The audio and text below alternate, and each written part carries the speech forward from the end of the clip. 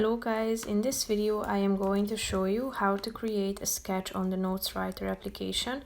But first I just want to mention, don't forget to subscribe to my channel because at 10,000 subscribers I am going to show you my whole YouTube revenue statistics and growth strategy, how to make money online. So let's jump into it. First of all, open the application on your phone.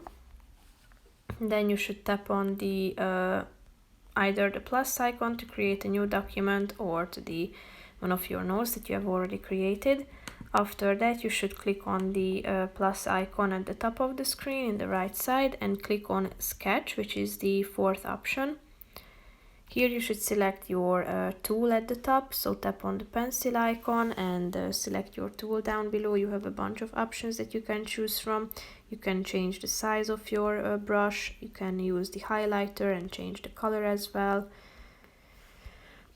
So feel free to draw and create your sketch. If you want to erase it, select the eraser option, which is the fourth one.